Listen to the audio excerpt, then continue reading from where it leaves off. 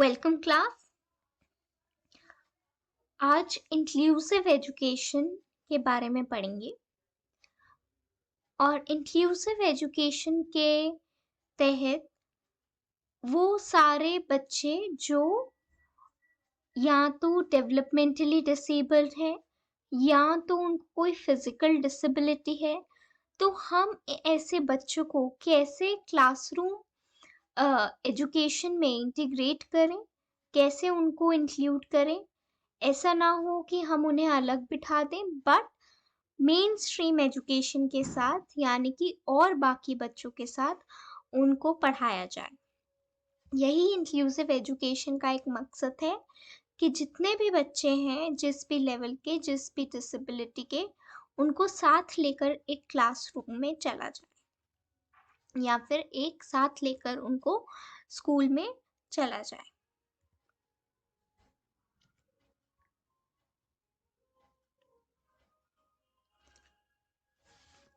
तो inclusive education एक ऐसा तरीका है, एक ऐसा माध्यम है जिसके ज़रिए इसका मेन एम है कि हर एक बच्चे को एजुकेशन मिले और हर एक बच्चा टोटली इन्वॉल्व हो एजुकेशन सिस्टम में। ठीक है, सभी बच्चों को एक टाइप का एजुकेशन का प्रोविजन हो, सबको उसी टाइप की एजुकेशन मिले। ऐसा ना हो कि कुछ बच्चों को हम अलग रख रहे हैं और उनको ये वाला एजुकेशन दे रहे हैं, उनको दूसरा वाला चीज़ें नहीं करा रहे हैं। तो एक कॉमन प्लेटफॉर्म, एक कॉमन एजुकेशन जो है हर एक बच्चे को मिले। ठीक है, और क्योंकि हर एक बच्चे की जो नीड है वो अलग होती है। फिजिकल डिसेबल्ड है तो उसकी नीड अलग होगी, डेवलपमेंटली डिसेबल्ड है तो उसकी नीड अलग होगी। तो ये डाइवर्स नीड्स हैं बच्चों की, जो हर एक कम्युनिटी मेंबर को, पेरेंट्स को, टीचर्स को, एडमिनिस्ट्रेशन को एड्रेस करने की ज़रूरत है। ठीक है, सारे नीड्स को आइडेंटिफाई कीजिए कि क्या नीड्स हैं, क्या भिन्न भिन्न प्रकार की नीड्स रहती हैं बच्चों की। तो उसके हिसाब से ही हम अपना एजुकेशन जो है, क्लासरूम एजुकेशन, वो डिज़ाइन करें ताकि कोई भी बच्चे को ये ना लगे कि वो एक्सक्लूडेड है। ठीक है, तो सबको इंक्लूड करके क्लासरूम में सबको इंक्लूड करके चलना है, स्कूल में, एजुकेशन सिस्टम में, घर पे सबको इंक्लूड करके चलना है। तो शुरुआत जब हुई तो इंटीग्रेटेड और इंक्लूसिव एजुकेशन में एक अंतर बताया गया है। इंटीग्रेटेड एजुकेशन ये कहता है कि उन बच्चों का एडमिशन करा दिया जाता है जो डिसेबल्ड होते हैं, पर उनके हिसाब से सिस्टम को, स्कूल सिस्टम को या एजुकेशन सिस्टम को चेंज नहीं किया जाता। That is one thing.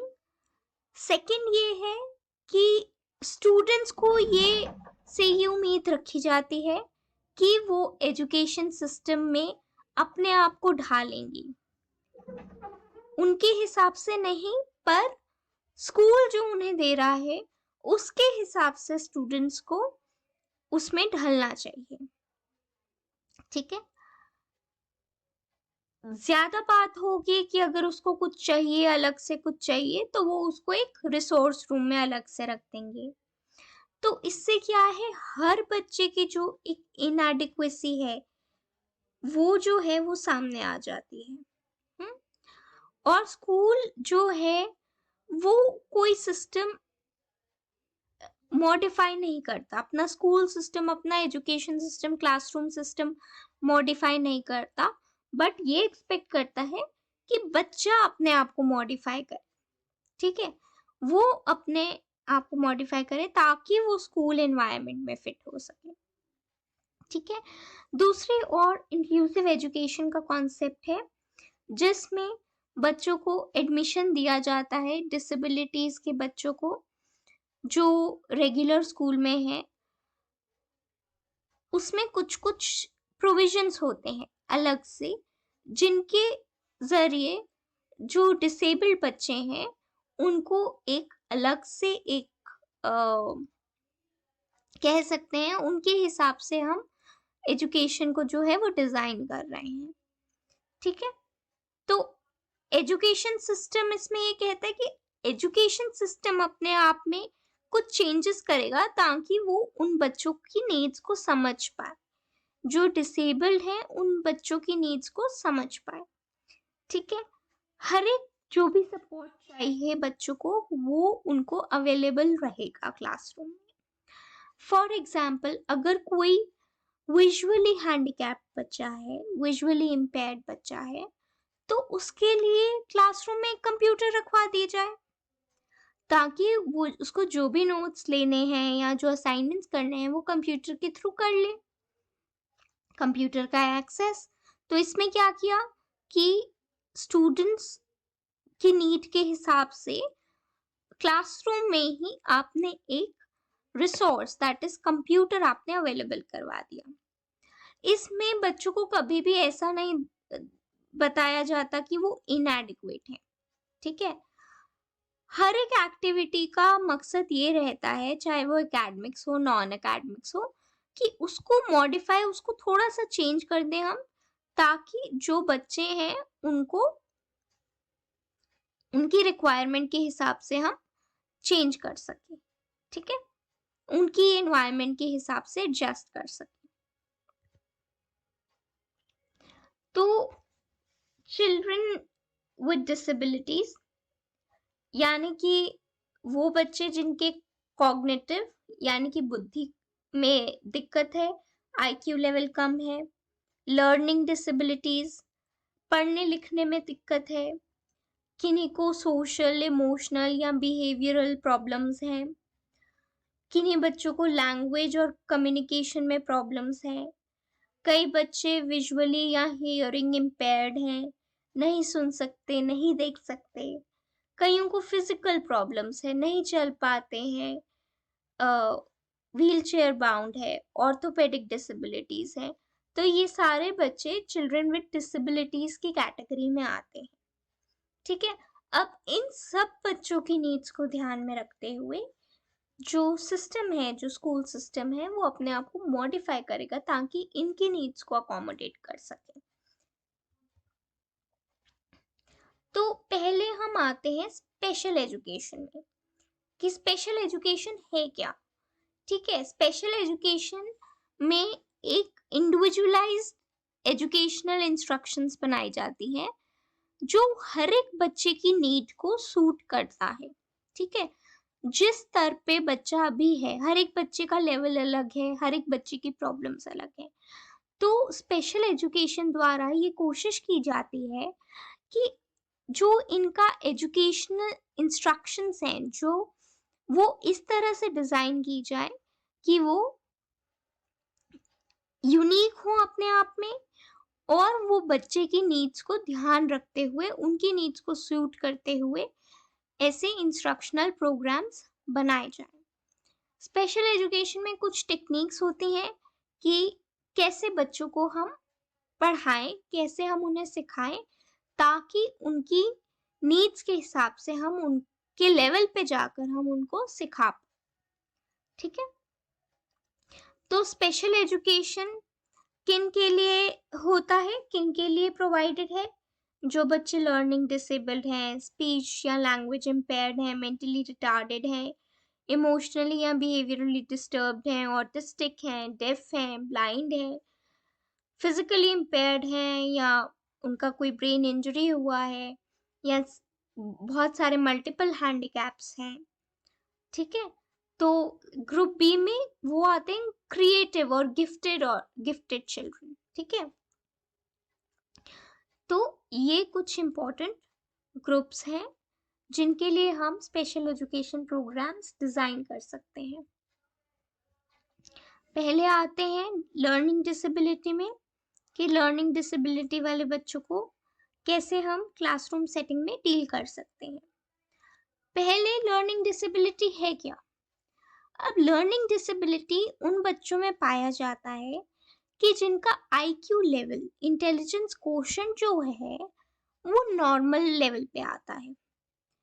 जैसे बाकी बच्चों का, उनके एज ग्रुप के बाकी बच्चों का मेंटल डेवलपमेंट है, उनका भी वैसे ही होता है।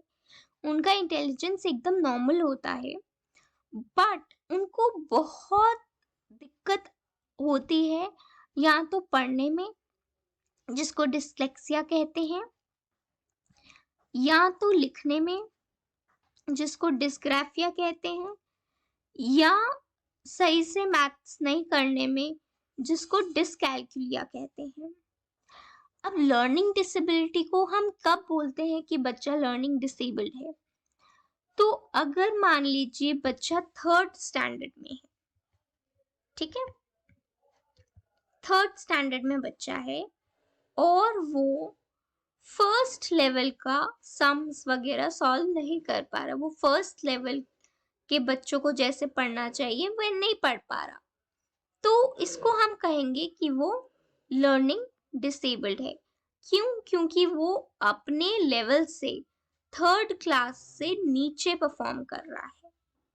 ठीक है, उसको 3rd लेवल पे होना चाहिए, वो या तो फर्स्ट स्टैंडर्ड के बच्चों से कम कर रहा है या फर्स्ट स्टैंडर्ड के बच्चों तक कर रहा है। ठीक है, तो 2 ग्रेड्स बिलो, यानी कि सेकंड फर्स्ट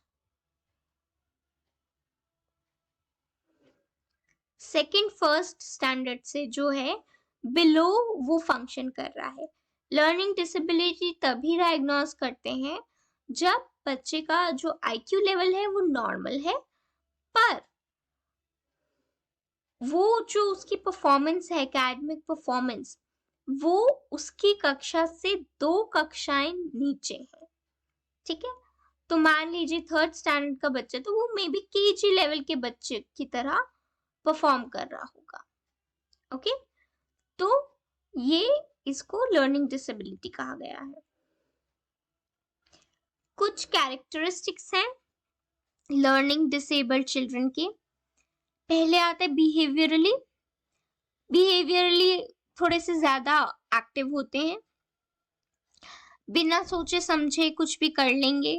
ठीक है, कोई भी एक्टिविटी कर लेंगे या कोई भी एक्शन ले लेंगे। फिर हर सिचुएशंस में ये लोग ओवर रिएक्ट करते हैं। ठीक है, और ये इनके सोशल एडजस्टमेंट को हैम्पर करता है, सोशली एडजस्ट करने में असक्षम रहते हैं। ठीक है, तो एक तो ओवर रिएक्टिव है, इंटेंस और सरप्राइजिंग इमोशंस होते हैं इनके, जो अफेक्ट करता है उनका सोशल एडजस्टमेंट। देन ध्यान देने में इनको दिक्कत होती है। ठीक है, और बहुत जल्दी डिस्ट्रैक्ट भी हो जाते हैं, और इनका जो अटेंशन स्पैन है वो भी बहुत कम रहता है।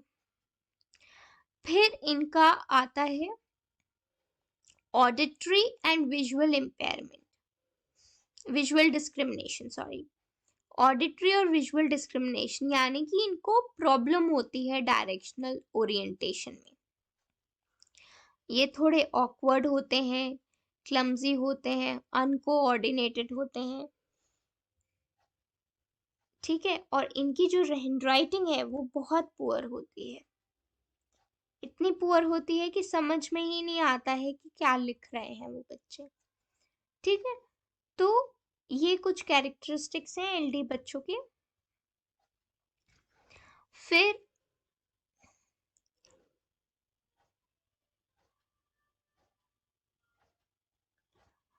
इन बच्चों की जो मेमोरी है, जैसे हमने डिस्कस किया, वो थोड़ा शॉर्ट टर्म मेमोरी, प्रोसेसिंग करने की एबिलिटी चीज़ों को, वो थोड़ा कम रहता है। फिर इनका एबिलिटी ऑर्गेनाइज करने का, चीज़ों को कैटेगराइज करने का, अरेंज करने का, प्लान करने का एडिक्वेट नहीं होता है। देन स्पेसिफिक एकेडमिक प्रॉब्लम्स में ये अपने साथ के बच्चों से पीछे होते हैं, रीडिंग में, फ्लुएंसी में, स्पेलिंग में, लेटर में, नंबर में, साउंड रिवर्सल्स में, फोनीम्स, इसको हम फोनीम्स कहते हैं कि फोनीम्स में ये प्रॉब्लम करते हैं, ये नहीं समझ पाते। मैंने पैन बोला, फैन बोला, तो कहीं ना कहीं ये इनका साउंड रिवर्सल हो जाता है। फोनीम्स में डिफर नहीं कर पाते, साउंड में डिफर नहीं कर पाते, डिफरेंशिएट नहीं कर पाते। ठीक है। उसके बाद उनको रीडिंग में प्रॉब्लम्स होती हैं, नहीं ढंग से पढ़ पाते, लेटर्स में कंफ्यूजन करते हैं। ठीक है। और फिर उसके बाद उसको पढ़ना, जो एलडी के बच्चे होते हैं उसी प्रॉब्लम को पढ़ना, या फिर उसी टेक्स्ट को पढ़ना और फिर उसको समझना एकदम इनके लिए थोड़ा डिफिकल्ट हो जाता है। ठीक है।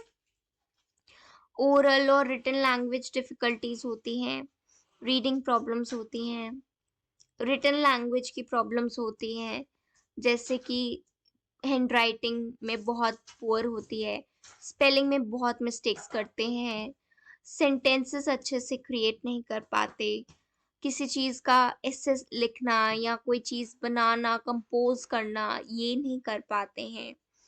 फिर मैथ से रिलेटेड जो प्रॉब्लम्स होती हैं वो सॉल्व नहीं कर पाते हैं। फिर नंबर्स अच्छे से लिख नहीं पाते हैं। फिर वो जो मैथमेटिकल रीजनिंग होती है, और जब हम मैथ के कॉन्सेप्ट सीखते हैं, वो सब चीज़ें सीखने में इनको दिक्कत होती है। ठीक है। तो ये कुछ इनको एकेडमिकली ये चीज़ें इनकी सफ़र करती हैं, और पुअर एकेडमिक परफॉर्मेंस तो रहता ही है। ठीक है, ज़्यादा अच्छे से नहीं परफॉर्म कर पाते। हाँ, पर अगर सपोर्ट दो, एक्स्ट्रा क्लासेस दो, स्पेशल एजुकेशन दो, तो काफ़ी हद तक ये बच्चे इम्प्रूव भी कर सकते हैं। ठीक है। एक्सेस सुपरविजन चाहिए, एक्स्ट्रा प्रैक्टिस चाहिए। तो अगर ये सब चीज़ें हैं तो ये बच्चे अच्छा भी कर पाते हैं। ठीक है। फिर ये बच्चे साउंड्स रिपीट करते हैं। ठीक है। कुछ ऐसे words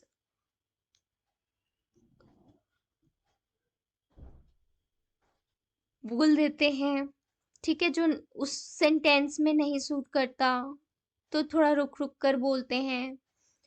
pragmatic aspects of language नहीं देख पाते हैं। ठीक है, नहीं यूज कर पाते हैं कि किस कॉन्टेक्स्ट में कैसे लैंग्वेज को यूज करना है। ठीक है। तो ये भी इनके साथ कुछ दिक्कतें होती हैं। अब पहले तो ये जानने की जरूरत है कि बच्चा क्या समझता है अपनी डिफिकल्टीज को लेकर, उसकी क्या परसेप्शन है अपनी डिफिकल्टीज को लेकर, उसको क्या लगता है उसके बारे में, वो क्या महसूस करता है, फिर वो उसका क्या एटीट्यूड है अपने, उसका जो वो अपने लिए डेवलप करता है। ठीक है। फिर उसका सेल्फ कॉन्सेप्ट जो है वो इनकंसिस्टेंट होता है, लो एकेडमिक अचीवमेंट होता है। सेल्फ कॉन्सेप्ट इनकंसिस्टेंट होता है माने कि ये जो बच्चे होते हैं अगर एकेडमिकली नहीं परफॉर्म कर पाते तो लो फील करते हैं। ठीक है। फिर किसी चीज़ में मान लीजिए अच्छे हैं तो हाई फील भी करते हैं। तो इसीलिए इनकंसिस्टेंट सेल्फ कॉन्सेप्ट कहा गया है। ठीक है। तो चॉइस नहीं बना पाते, प्रॉब्लम्स नहीं सॉल्व कर पाते, इनको ये बताने की ज़रूरत है कि क्या इनके स्ट्रॉन्ग पॉइंट्स हैं, इनके क्या स्ट्रॉन्ग एरियाज हैं, क्या वीक एरियाज हैं इन बच्चों के। तो ये कुछ चीज़ें हैं जो हमें ध्यान रखनी चाहिए जब हम लर्निंग डिसेबिलिटीज के बच्चों से डील कर रहे हैं। फिर उनको फिर ये टीचर्स और पेरेंट्स का काम होता है कि वो ये जानने की कोशिश करें कि बच्चा क्या अच्छे से कर पा रहा है। ठीक है, अगर मैथ्स नहीं पढ़ पा रहा, डिसकैलकुलेट लिया है, ठीक है, तो और क्या करेगा। तभी सीबीएसई का ये प्रोविजन है कि अगर उनके पास, अगर कोई बच्चा लर्निंग डिसेबल्ड है तो उनके सब्जेक्ट्स चेंज कर दिए जाते हैं, उनकी जो मार्किंग है वो कम कम स्ट्रिक्ट कर दी जाती है कि स्पेलिंग्स के लिए मार्क्स ना कटे, सेंटेंस स्ट्रक्चर के लिए मार्क्स ना कटे, कॉम्पोजिशन में थोड़ी लीनियंसी हो जाए, जहाँ लेटर लिखना है या पैराग्राफ लिखना है उसमें थोड़ी लीनियंसी हो जाए। मैथ्स की बजाय मैथ्स नहीं कर पा रहे हैं तो कोई और सब्जेक्ट मिल जाए उसकी तरह, उसके अलावा। ठीक है, तो ये जो चीजें हैं, ये जानना जरूरी है कि अगर एक सब्जेक्ट नहीं पढ़ पा रहे हैं तो दूसरा क्या अच्छा पढ़ पाएंगे। ठीक है, और इनके पास कौन से ऐसे स्पेशल स्किल्स हैं, टैलेंट्स हैं, इंटरेस्ट हैं जिनको हम डेवलप कर सकते हैं। हम्म तो मल्टी सेंसरी लर्निंग मतलब सारे सेंसेस को यूज करके कैसे हम उनको लर्निंग करवा सकते हैं। जनरली इनकरेजमेंट प्रोवाइड करते हैं कि वो अपने स्पेशल टैलेंट को, जो भी टैलेंट है उनको वो पॉलिश करें। ठीक है, मान लीजिए कोई स्पोर्ट्स में अच्छा कर रहा है, एलडी है बट स्पोर्ट्स में, किसी स्पोर्ट्स में अच्छा कर रहा है, तो वहां पे वो स्पोर्ट्स को डेवलप किया जाए बच्चे में। ठीक है, तो उनको, बच्चों को समझाने की जरूरत है कि उनको क्या लर्निंग प्रॉब्लम है, उनके बारे में बात करें, कैसे हम उनसे डील कर सकते हैं वो बताएं। ठीक है, उसके बाद उनकी जो मिस्टेक्स हैं, उनके जो एरर्स हैं, उनको बताया जाए कि कैसे वो अपनी मिस्टेक्स ठीक कर सकते हैं, कैसे एरर्स ठीक कर सकते हैं। ठीक है, कैसे पेरेंट्स जो हैं होमवर्क करवा सकते हैं। तो ये कुछ इम्पोर्टेंट स्ट्रैटेजीज हैं। फिर जो बच्चे अच्छा करते हैं एकेडमिकली, उनको उनकी मदद के द्वारा ये बच्चे कैसे अपने स्किल्स को इम्प्रूव कर सकते हैं। फिर ये कैसे कंप्यूटर असिस्टेड इंस्ट्रक्शंस पा सकते हैं, उसको पाने के बाद उसके हिसाब से ये लोग अपना होमवर्क कंप्लीट कर सकते हैं या कुछ एक्टिविटीज कर सकते हैं अगर कंप्यूटर असिस्टेड इंस्ट्रक्शंस पढ़ा रहे हैं तो। ठीक है, देन तो इसमें क्लासरूम में हम कुछ चेंजेस कर सकते हैं, क्या कुछ कर सकते हैं जिससे इन बच्चों को हेल्प हो। तो हम जो भी एक्सट्रेनियस डिस्ट्रैक्शंस है, जो भी डिस्ट्रैक्शंस है क्लासरूम में, उनको रिमूव कर सकते हैं। जैसे अगर बाहर बहुत शोर रहता है तो हम विंडोज और डोर्स जो हैं क्लासरूम की क्लोज कर सकते हैं। ठीक है, फिर जो नोट्स हैं बच्चों के लिए प्रोवाइड किए जा सकते हैं, जो वो क्लास में नहीं लिख पाते बट किसी के नोट्स हैं तो वो नोट्स उन बच्चों को दे सकते हैं। इनके साथ कोई ऐसे बच्चे को हम बिठा सकते हैं जो इनको इंस्ट्रक्शंस दे। ठीक है, इंस्ट्रक्शंस देने में मदद करे कि अच्छा मैम ने ये बोला है, अब ऐसे करना है, ऐसे करना है। तो कोई उनके साथ कोई बच्चा अगर बैठ जाए तो। ठीक है, तो फिर frequent repetition and practice, frequently आप चीज़ों को प्रैक्टिस और रिपीट जब तक नहीं करेंगे तब तक वो अंडर अचीवमेंट ही रहेगा उनके लिए, क्योंकि उनको ज़्यादा ज़रूरत होती है प्रैक्टिस की और चीज़ों को रिपीट करवाना चाहिए ताकि वो उनके प्रोसेसिंग में आ जाए। ठीक है, तो अगर रीडिंग प्रॉब्लम्स हैं, विजुअल रीडिंग प्रॉब्लम्स हैं, तो उनको वो प्रिंट वाली बुक्स दें जिनमें फॉन्ट जो है वो बड़ा है, बड़ा फॉन्ट वाली बुक्स दे सकते हैं। पेपर वर्कशीट एलडी बच्चों को दिया जा सकता है।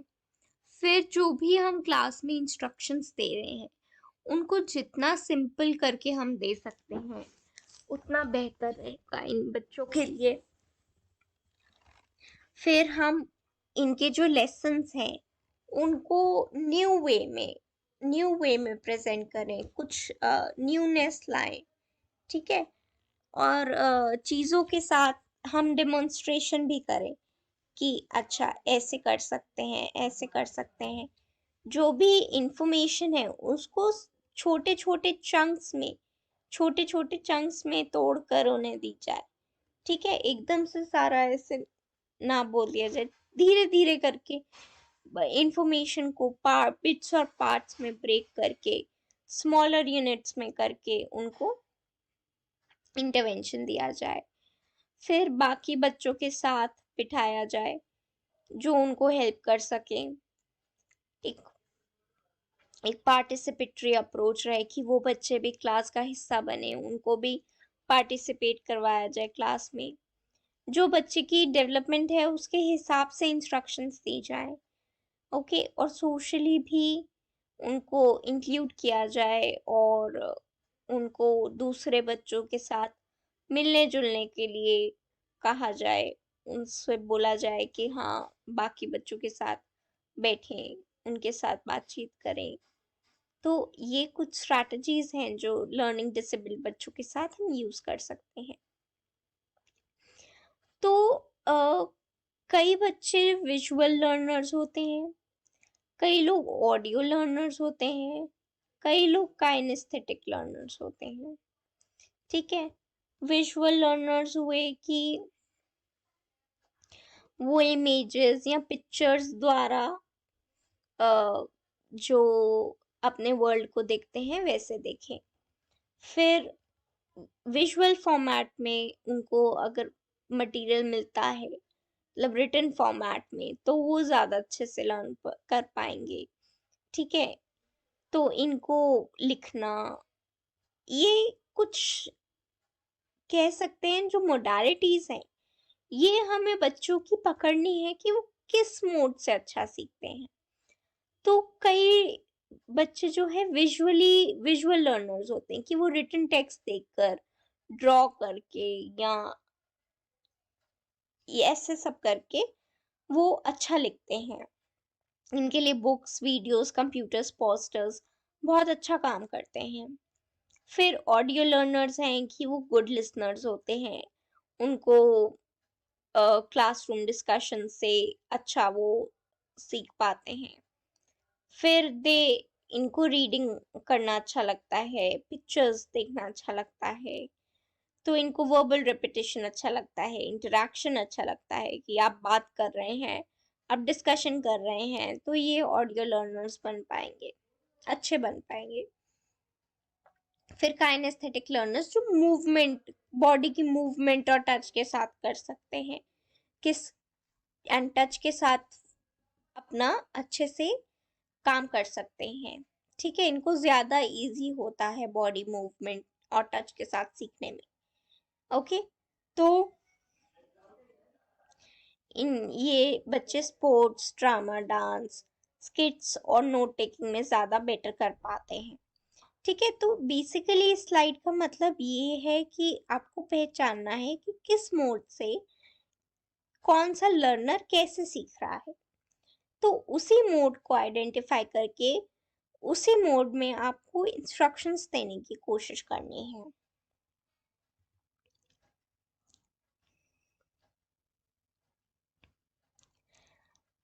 सेकंड टॉपिक अब है गाइडेंस फॉर मेंटल रिटार्डेशन, यानी कि जो इंटेलेक्चुअली इम्पेयर्ड बच्चे हैं, जिनका आईक्यू नॉर्मल से कम है। ठीक है, उनके साथ हम कैसे हम उनको इंक्लूड कर सकते हैं क्लासरूम में।